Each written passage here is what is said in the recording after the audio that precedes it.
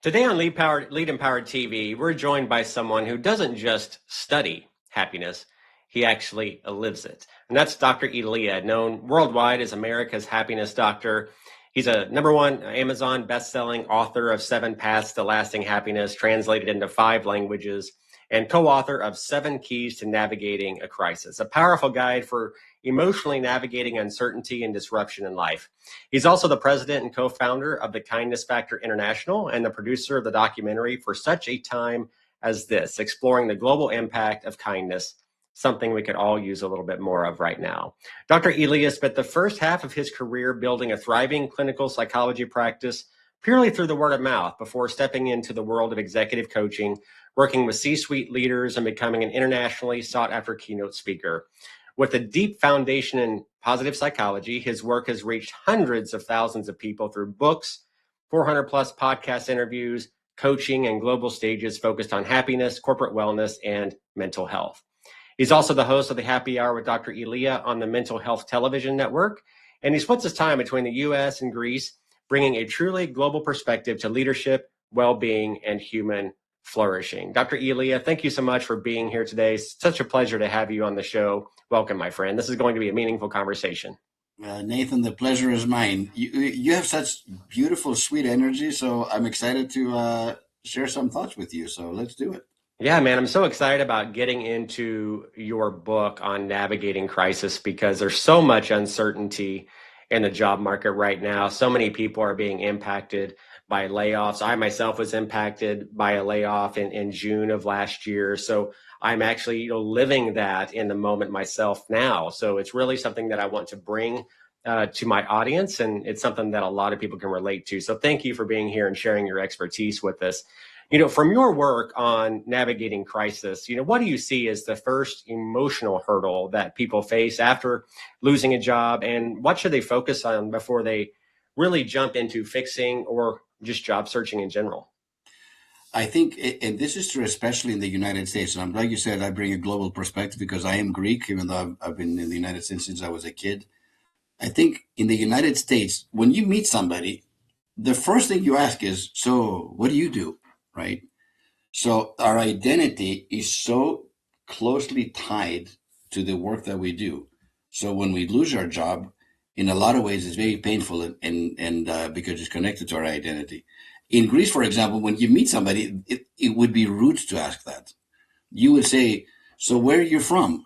Initially, like, where's your family from? You don't even get to the what do you do until like maybe the 4th, 5th, or 6th question. So our identity there is more about family and the role that we play, husband, father, brother, sister, son, daughter, and so on, and less about what we do. In this country, however, I think that's part and parcel. What do you do is the first thing, and as a result of that, I think we over rely on the role that we play in the workplace. And when the going is good, it's great. But when we lose our job, it's extremely painful on all sorts of levels. Yeah, that's a great point. Something I was going to bring up myself is just how much culture shifts or how much culture shapes our identity here in the US. And to your point, that's the first question that we ask people. And on the receiving end, a lot of times we even feel like we're being judged instantly by people in our culture because of the job that we hold. Maybe it's too blue collar, or maybe they're blue collar and we're white collar and they dislike that. But, when I was in my mid 30s, a really big shift for me was when I really started shaping my identity around my purpose, which is to empower people to reach their full potential. And I can do that as my vocation. Sometimes it's not my vocation. I can seek that out by potentially working with a nonprofit organization or something like that to fulfill that purpose. But I just think it's so important for people to make that shift away from, if I lose my job, I still am who I am as an individual, and I have value, and there's a lot that I can bring to the marketplace. No, Nathan, you're exactly right. So what I do is not necessarily who I am. It's a role that I play, and it's a significant role. Obviously, as a provider, my family and so on, but I'm all those other things as well. And just because I lost my job, it doesn't mean I'm like a worse father all of a sudden, or husband, or a brother or sister or whatever. So to put it in proper perspective, but it does impact. And I think I think the first reaction, like, why did this happen to me? So, which is normal. And this is my psychologist. Yeah. So when we face a challenge, let's not even call it a crisis, just a challenge, right? It's challenging times. I lost my job. People behave in four different ways when they face a challenge, including losing their job. The first one is the victim. Like, why is this happening to me? Classic, normal. That happens all the time. The other ones, we go into blame. Well, so and so is at fault, and the former boss, whoever laid me off, the business, the company, the CEO, who knows, the economy. We go into blame mode, which is really a defense mechanism. The third one is, I think we get frozen in fear. We just don't know what to do. We're so overwhelmed, and we're just frozen. And what all three of these either personality types or reactions to a loss of a job or whatever challenge we're facing, what they have in common is they don't move the needle forward in some kind of positive resolution. And at the same time, they don't take personal responsibility. Either I'm the victim, poor me, or I get mad and I blame everybody else, or I'm just frozen in fear, but nothing really changes. And then we get to the fourth, let's say, personality type, which is, of course, is the call to action, not just for you and for me, but for the audience listening, which I like to call the navigator. Because it's not like navigators don't face challenges. They face the same challenges as everybody else. They just have a different approach to those challenges. So let's take the victim, for example. That's the lowest hanging fruit. What if we were to change that thoughts and the question, why did this happen to me? Or why is this happening to me, poor me, or whatever? And say, why is this happening for me? Not to me. Because to me puts me in a victim mode. If it's happening for me, that has a completely different answer. Maybe it's a blessing in disguise. How many times have we had a setback or a challenge, and it's hard going through it? I'm not minimizing that at all. But at some point, another door opens up, and it's even a bigger door than the one before. The hard part is in the in between. One door closes, the other door hasn't opened up yet, and I'm in the darkness, kind of like, and that's the hard part. And this is where navigators come in, and they do certain things on a consistent basis that helps them not only to navigate this challenge, but to prepare themselves for what's next. Yeah, so what may feel like a desert in the moment may actually be or lead to a harvest on the other side, right? So far we've talked about, job loss, it hits our identity and our security at the same time. So what are some things that people can do, to separate, who they are from what just happened so that they don't, spiral into shame or self-doubt? And to your point, I mean, they don't even get to that phase where they're navigating the challenge and, taking faith-filled steps on a daily basis just to try to help create some of those doors open. Because, I look back over my life and it's easy to see how things lined up after the fact. But to your point, when you're in the season, that can be really difficult to, see with faith at the end of the day. Unless you do something that, one of my role models was Nelson Mandela, who's a, South African president in prison for 27 years, comes out, forgives everybody, becomes president. He has all the power and forgives everyone. So for me, he's one of those people that I've looked up to. He said something so simple and so profound, Nathan. He said, in life, either you win or you learn, meaning that there's no losing if you think of it from our perspective. And that's why I like, why is this happening for me? What's the lesson? And the quicker I can get to the lesson aspect of it, the better my life will be. Because I'm not going to get stuck in victim mode. I think navigators have certain things that they do that they don't compromise them regardless of circumstances. And that's practicing self-care, meaning they take care of themselves physically, emotionally, mentally, and spiritually on a consistent basis, not once a month, not once in a blue moon, on a daily basis. But here's the funny thing about human nature. When you do face a challenge or a crisis or whatever you might call it, the first thing that goes out the window is self-care. I don't have time with this. I got to look for a job. And I'm like, no, you need to double down more self-care, not less, because that's the easy thing to let go is like, well, this isn't helping find a job. What is going for a walk doing it? What does practicing gratitude have to do with anything? I need to get a job immediately. And they neglect because losing a job obviously is very stressful. Okay. And if you think about it from a neuroscience, when we're stressed, what happens up here? Cortisol happens. We start releasing cortisol, which is not a good thing to our system. So in order to, and then life becomes even more difficult. So what I'm suggesting is when you're feeling insecure, when you're feeling scared, when you're in between jobs and so on, maybe that's the time to double up on your self-care. Take care of yourself physically and emotionally and spiritually and mentally, because as a result, that will set you up for the interview or for the next opportunity that comes your way. If you don't do that and all you're doing is stressing, no worry is going to get you a better job. You can stress until the cows come home. You're not going to get a better offer because I stressed enough. If you think about it. So I'm going to feel my betters. Maybe this is an opportunity. Maybe I've neglected myself. And maybe I have like 2 or 3 or 6 months or whatever. Sometimes it's long and it's stressful because money's not coming. I get all that stuff. I'm not saying it's easy. What I'm saying is take advantage of that extra time that you have, which doesn't mean you don't do your resume and send them out or you go in interviews. But in between, you have a choice. I can worry myself to death, which does me no good, or I can practice self-care and create some, personal habits as a result that will see me through this difficult period. And then I can continue those once I have a new job and I have a new opportunity that I can go after. So that's number one. For navigator, self-care is a non-negotiable, period. And the more stress you feel, the more you try it, as opposed to like limiting it or ignoring it. One of the things you said earlier was that, just recognizing that this really isn't likely a crisis to begin with. It's just a challenge that we're facing. But, it's easy for people at times, especially in moments of uncertainty, especially, being single is one thing and facing that. Being married with kids at home is a completely different scenario and facing that. But, our brains sometimes tend to go straight to worst case scenarios, right? The whole doom or gloom type mentality. So what are some practical tools do you recommend that help people regulate, fear and stay grounded during prolonged job loss transitions? And I'm sure some of it is, that self-care that you were just discussing, but what are some other things and tools that people can use to navigate that? Yeah. And again, it's the lesson. What am I supposed to learn from this? It could be patience with myself. It could be like, hey, I'm still okay, even though I'm not making the kind of money I was before. Maybe my net worth is going down a little bit, but my worth, it should never be tied to my net worth. I want to repeat that. My worth as a human being, and I believe we're all children of God, so I have a spiritual perspective. Like my worth is infinite, right?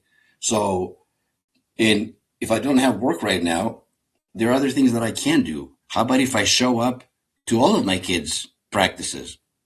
Spend more quality time with my kids that I didn't have before because I was busy working. Spend more time with my wife, connect more deeply on an intimate with family and friends and extended friends. But I think one thing, and I have to agree, that's probably one of my weaknesses. I'm not very good at asking for help. I'm much more comfortable being here and having everybody else come to me so I can help them. That's it. So I think, I don't know if it could be pride, it could be fear, but let people know that, hey, I'm looking for my next opportunity. Don't be afraid of that. Believe it or not, most people want to help you, right? They're not rejoicing that you lost your job, but if they don't know that you did and you're just trying to do it all by yourself, then you're limiting your opportunities. So part of self-care is opening up your heart, maybe setting your ego aside and telling people, hey, I could really use a helping hand. It's been really hard. I haven't had a job for 3 months. It's really starting to sting. Like I'm getting a little. So the more people know about that, the more eyes are looking at opportunities that if you just relied on yourself, you would miss. So I think it's important for us to reach out to, our extended support system. Yeah, and that's something that I struggle with too, asking for help. And, I wonder, with your psychology background, do you find that to be more common among men than women? 100%. Yeah. Yeah. Believe it or not, women have a lot more courage. Like when I was in private practice, 70% of my patients were women because they're like, hey, I need help. For men, it would be like, well, my wife says she's going to divorce me unless I come and talk to you. Right. Or, they have some legal issue that they have to come in because they're basically forced to come in. Right. So I think women are better than we are as men. And we're conditioned that way. It's like, be a man, don't ask for help. Like, Right. self-reliance, you can do it. But Yeah, one of the things that I've done, just since losing my job is I got more involved in my church from a serving capacity. So I served for a couple hours on Sunday. I've started going in on Monday mornings for several hours to help with administrative tasks and outreach from those that, gave their life to Christ the previous day. And, that has really helped me continue to have my identity, and that I'm still fulfilling my God-given purpose of empowering people to reach their full potential. I'm just doing it in different ways, right? While still having the faith that God is going to show up and open doors for me. But yet, to your point, I'm still navigating all of this, and I'm building a business, and I'm doing things like this to get my message out there, your message out there, and just have faith that that God will see that through. Now, granted, your financial situation plays a role into that too, right? Fortunately, my family, we have some runway, right? So I can do that. It's easier for me to take that time and live a more faith-filled life during the season. But that has helped me considerably. So I have to share with you something that I learned last year. I was at a conference, and all the speakers were like from billionaire status to 100 million and so on, extremely successful, business, who obviously almost all of them had major setbacks growing up, businesses going bankrupt and so on, and they made it. Like they've navigated. They're up at the top again. And they were. What really surprised me is how close they were to God. How important was their spiritual connection with the divine? Doesn't have to be religious, however but with the universe, God, whatever the case may be. And somebody said, from the audience, which blew me away, said, have you ever thought, and this is from a woman that's been self-made billionaire, a woman from nothing, has been one of Oprah's best friends and so on. She created an empire by following her heart and not what, the gurus were saying. And she eventually, after many, many struggles, and she said, have you ever thought that rejection is God's protection? It was like a drop of mic and everything. In my brain, like, what? What does that mean? Like, what do you mean by that? And then, so the conference ends. I'm on the plane flying back from Atlanta back home. And I keep thinking that rejection is God's protection, or rejection is protection if you're not a spiritual person. And I started looking back at the times when I felt like I was rejected, whether it was in a relationship or let go from a contract. I mean, as a consultant, you have contracts, they come and go, right? And I'm like, there's a lot of truth in that, because if that quote unquote rejection hadn't happened, this door wouldn't have happened. And I went back historically looking at my life. I'm like, man, all those things that I was so sad about or angry or scared or whatever, basically, God has always had my back. And that's no joke. And I'm not, that's truth with a capital T.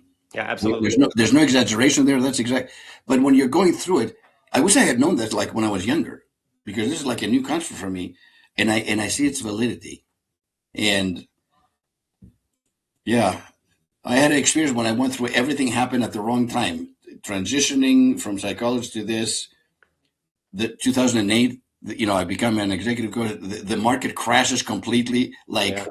Like everything that could possibly go wrong went wrong. And I talked to my mentor, and I was complaining, but I was scared.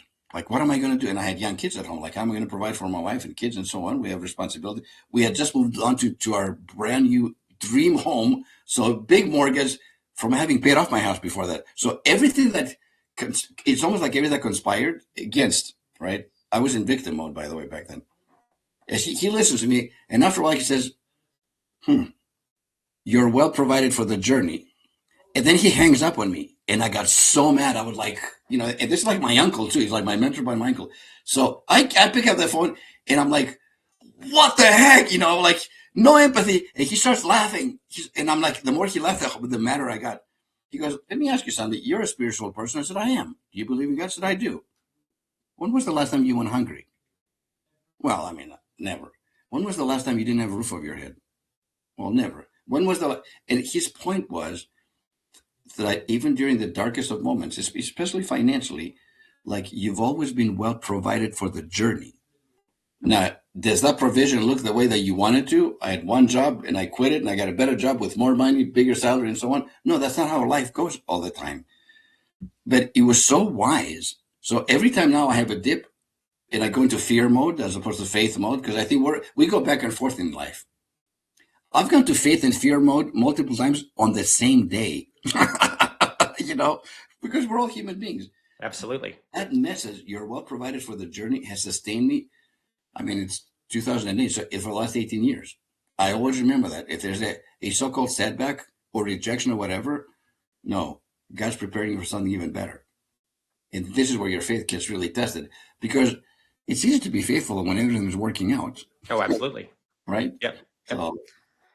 So we've got a few minutes left here, about 4 minutes, Dr. Elia, and I want to finish up with this because we have a lot of leaders that watch this podcast. And, maybe there's leaders listening to this show who have had to lay people off recently, or individuals supporting someone who just lost a job. What's the most helpful way to show up without minimizing the pain that somebody is going through or trying to fix it for them too quickly? Yeah, so I think those are two different questions, because there are two different. Okay. The leaders who are letting people go is one, and the support system, let's say your spouse and so on. So I'm going to start with the last one. Okay, perfect. Yeah, for the support system, let's say a spouse or kids or extended family or friends and so on, the best way to support someone who has just lost their job is definitely not minimizing it, is to hold space for them. And what do I mean by that? Human beings have two great needs. The first one is to be loved. That's universal. We all know that. But you know what the second greatest need is? To feel understood. And one of the gifts that we can give when we're supporting someone who's lost their job is to hold really space for them and to listen to them with a third ear. I'm not talking about these 2 years. I'm talking listen from your heart and hold space for them.